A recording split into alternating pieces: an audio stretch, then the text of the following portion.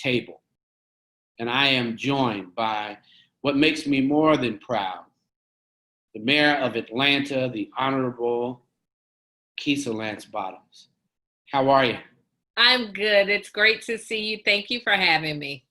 No, you're always welcome. You're a member of, a family member here at Rolling Out. But I just want you to know how proud and our prayers are with you and your family. Little housekeeping. You know that every woman around the country, that's in every city, calls you by your first name. I mean, I think you have the same issue as people say, well, Barack, and they say Keisha. Oh, no, and then they catch themselves and they say, I mean Mayor Keisha. How's that feel?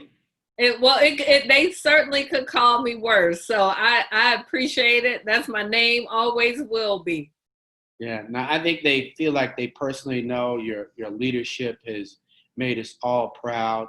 I guess for housekeeping, how are you and the family doing since you have been very honest and candid about the presence of the virus in your home and your family?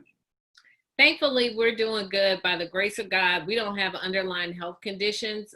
My husband had it, he caught it, and it was pretty bad for him. But he is in the demographic, African-American man over 50. It was scary to watch it take him to his knees. I've never seen him as fatigued as he had been over the past week. My child and I, asymptomatic. I hit a wall every afternoon and want to go down for a nap. But I don't know if that's COVID or just the stress of being mayor. But other than that, we're doing good, and we all seem to be getting to the other side of it. So I'm grateful for that. It seems as though the lens that you've had to wear has been constantly changing. I mean, it started out, we all were imagining that there was just COVID. But then all of a sudden, the pandemic as it related to racism and then protest. So you've had to adjust your lens every single day. What's that like? Well, welcome to being Black in America. How many times do we have to switch it up because circumstances call upon us to do that, and you don't have a choice.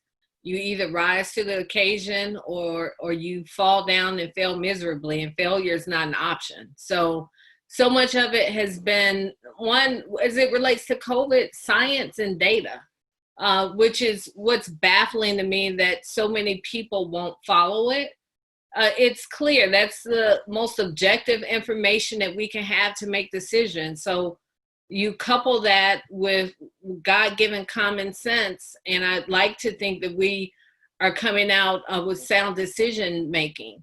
And then as it relates to this movement that's happening across America, we're watching it and moving along with it and doing what we do, and that's lead and living up to our creed as the civil rights, cradle of the civil rights movement in America. And it's, I can't say that it's easy. It's extremely challenging, but by the grace of God, we're still standing and hopefully doing right by the people. But I can tell you, it's been hard. It's been a tough time in our city.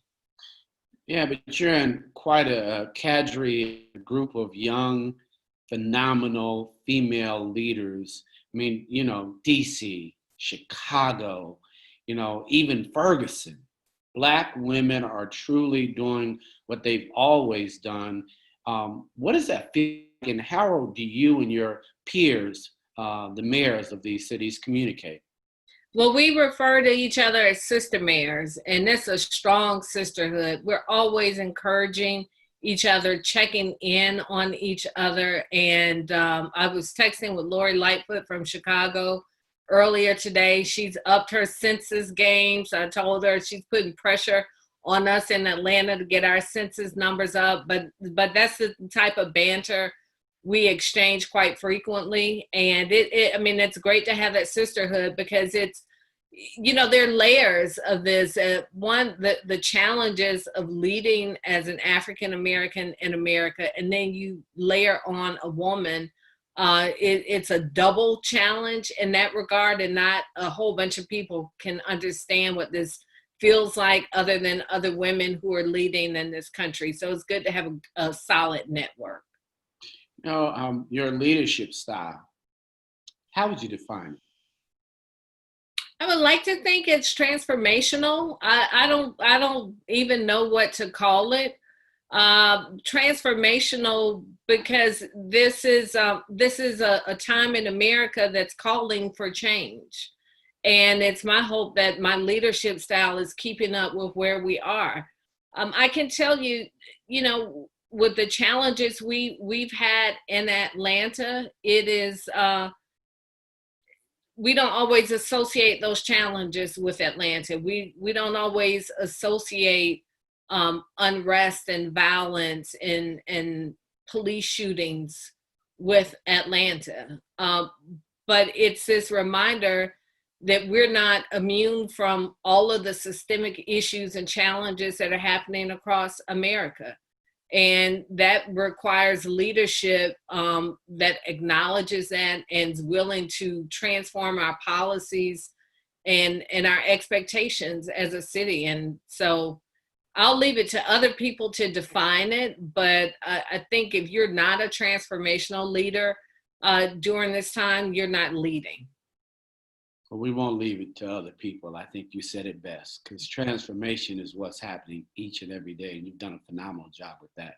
You've definitely had to pivot at every single moment. I was speaking to the chief of police in Dallas, and I was like, I am very certain that my mayor said to everybody in the force, do not make us proud.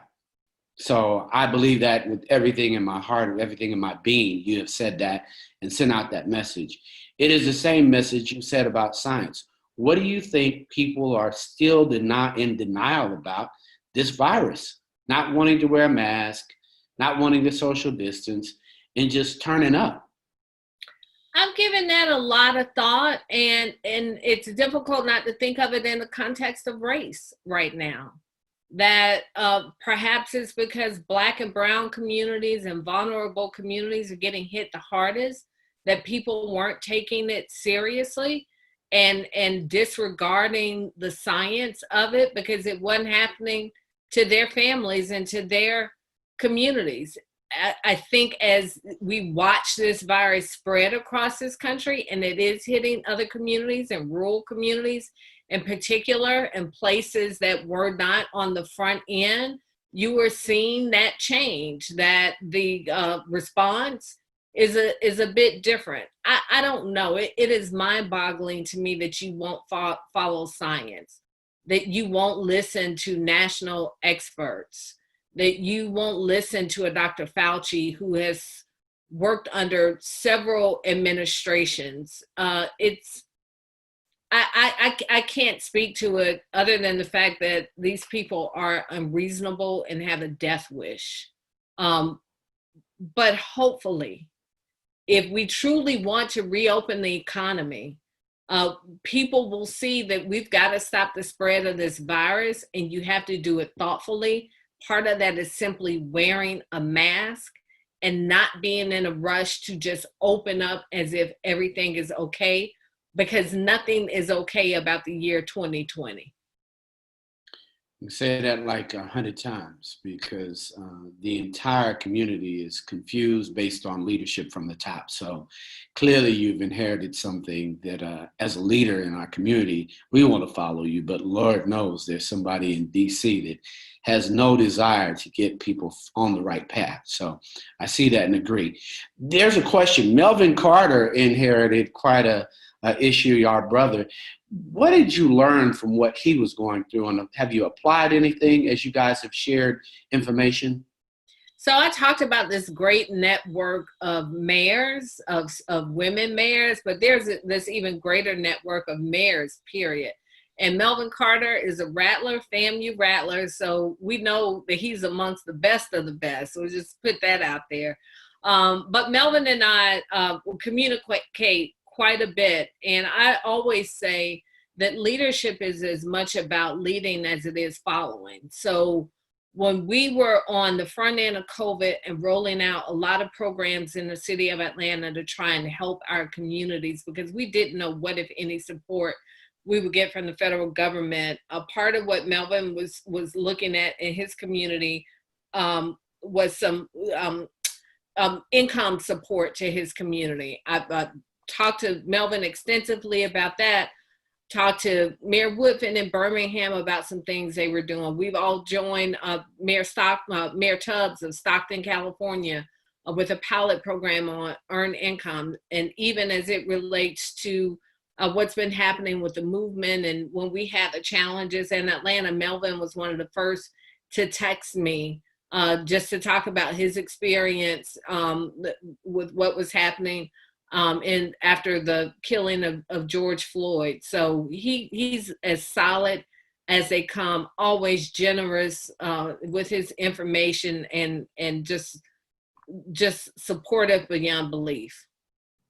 You know, the thing that I'm most concerned with really is going back to school.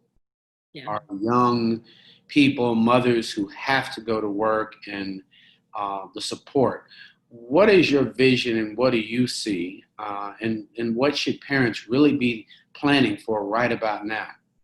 It scares me too. I have one who will be in college in the fall, and I have 3 who will be going back to school. And I'm trying to figure that out too, because all of my children have various degrees of asthma, but one has it pretty bad. And I'm concerned if I send 2 back and don't send him back, what's that going to do to him psychologically? If I send all 3 back, am I putting them all in harm's way? This is going to be a tough decision. And, you know, in Georgia, we don't have that much longer to figure it out. We only have until August to make some firm decisions about what we're going to do. And I think it's going to be important for all of us to look at where these COVID numbers are, to look at what's in these classrooms, how are they setting up the classrooms to protect our kids. But the other part of that, even if we can assume our kids are okay, you got to think about the cafeteria workers and the custodians, and think about the teachers. And in my household, when my kids come home from school every day, it's my mother who's here with them to greet them. I can't do that in the fall because of concern that they may bring COVID to her. So this is gonna be a tough one for all of us. And I wish I knew exactly what the answer was to that. But I'll tell you what just upsets me so much is that we're struggling with this now. We had all of spring, we've had all of summer to get these COVID numbers down in a way, into a place that would make it okay for our kids to go back into those classrooms. And we had this country, the leadership of this country and the leadership in the state of Georgia has failed. You say that twice. You know, it truly has been the most confusing lack of leadership that this country has ever seen. No unified message that is based on science, and it's frightening, and definitely is harming our whole economy and really the nation. So I'm with you. But there are a couple other things people want to know. And I think that for those who were there, who are actually big fans of yours, they really want to know VP, no VP. They're always proud when your name is in the hat. How do you see just even women playing a role? So that's kind of like a twofold question, because I'm always proud of you, but I know this country, and every time your name goes up, everyone is really excited. What's it feel like, and what are your thoughts? Well, as my mother says, thank you for the rumor. The reality is this, Monson, I mean, we're a country of 330 million people, so to have my name spoken in the light of being VP, it's an honor to have my name spoken in that light. But I don't know of an election that's been more important than this election. And I was excited that Joe Biden had said that he was going to pick a woman as his running mate. I think that's important for so many reasons. I think it's even more important with this year and this election that people be excited about going to vote. My biggest concern about this election is that people will opt to stay home because we are depressed. So in 2016, we saw a suppressed vote. This year, I hate to say it, but I think we're going to see a depressed vote. And I think it's just important that we all recognize how important this election is, how important it is that we all turn out to vote. And it's going to be important that there be some excitement on that ticket. And I know that Joe Biden is going to make the best decision based on what America needs and what he needs for a person to govern alongside him. And so we'll see what happens. Well said. Well said. Still proud. I'm with you. We got to win. I think that if nothing else, we have to win. Above all else. Above all else. And I think that. I think early is a play, though. We all have to go early so that voter suppression, which seemed very obvious since I live in Atlanta, and the machines weren't working in my neighborhood, and I'm in 30331. So that's a problem. So we need to go early. But let's talk about this census. You mentioned it, Lori Lightfoot, but definitely the community has to be excited. How do you feel? Where do you think we are? Is our community responding? Well, this again has been a challenge because we can't go door to door in the way that we normally would go door to door with the census. So we're having to do it other ways. We're robocalling. We're trying to meet people on the streets and get them to fill out this census. So we're on track to do better than we did 10 years ago, but that's still not great. We have a long way to go. And I have a copy of the 1870 census where my grandmother's grandfather is on this census. He was a freed slave and he was counted in the 1870 census. And I'm looking at the census going, if he can find time to be counted and think it important enough to have his name written here, then what excuse do we have in 2020? And I think that's important. I hope that all of us come out. There is one other question that I would like to know. And for me, it's the innovation. You seem very innovative, and you have definitely supported those entrepreneurs through Invest Atlanta. Can you share with some of those programs that you brought forward? Well, particularly with COVID, we've tried to be very thoughtful about small businesses because we know, especially minority businesses often don't have those longstanding relationships and traditional relationships with banks. So in our response to COVID, my charge to our team was God bless the child who's got his own. We set up the Strength and Beauty Fund to give grants to our beauty and barbershop owners, our CreateTL Fund to give grants to those in the gig industry, our small business loan fund. And then that's what we've done in response to COVID, but just on a daily basis, we have a Southside business manager at Invest Atlanta completely focused on trying to get redevelopment and support small businesses on the South Side. What I find with our minority businesses in particular, we don't often even know what resources are available and even know how to ask for help. So we're in the process of hiring an equity director over at Invest Atlanta to make sure it's somebody completely focused on evening the playing field as it relates to resources and business support and in Atlanta. And there's so many programs at Invest Atlanta. I just encourage people to check out their website. I think it's investatlanta.org, but just Google Invest Atlanta or put Invest Atlanta in your search engine. And you'll see all of the programs that we offer through our economic development arm. Great job there. They used to have the Hungry Club here in Atlanta.